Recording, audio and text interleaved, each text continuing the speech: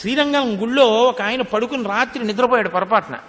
నిద్రపోతే తెల్లవారుజామున చీకట్లో పూజ చేయడానికి వస్తాట విభీషణుడు. వాళ్ళు అక్కడ ఉన్నటువంటివి కొన్ని పువ్వులు అవి పట్టుకెళ్లడంలో ఈ వీణ్ణి కూడా బుట్టలో వేసి పట్టుకుపోయారు. అంటే వాళ్ళ పర్వతాకారముల ముందు ఈయన చిన్న కీటకం పట్టుకెళ్ళిపోతే ఆయన్ని కాంచనలంకకు పట్టుకుపోయారు. పూజామందిరంలో పెట్టారు ఆ బుట్ట. విభీషణుడు రామపాదాలని అర్చన చేస్తున్నాడు. అర్చన చేస్తూ బుట్టలో చెయ్యి పెట్టి తీస్తే ఈయన వచ్చాడు. హడిలిపోయి కాళ్ళ మీద పడి ఆ ఆకారాన్ని చూసి అదిరిపోయి ఏడ్చాడు. పొరపాటున వచ్చావు కాబట్టి నిన్ను విడిచిపెడుతున్నానని మళ్ళీ రాక్షసులకిచ్చి శ్రీరంగంలో దింపేశారని అతను తన అనుభవాన్ని వివరించినటువంటి గాథ పడిందోసారి ఒక మ్యాగజైన్లో. అయితే మన దౌర్భాగ్యం ఏమిటంటే ఇలాంటి వాటికి వేటికి తగినంత ప్రచారం ఉండదు. అక్కర్లేనివి, అనవసరమైనవి, పనికిమాలిన వాళ్ళ మాటలు పెద్ద పెద్ద అక్షరాలతో వేసుకుంటాం మనం.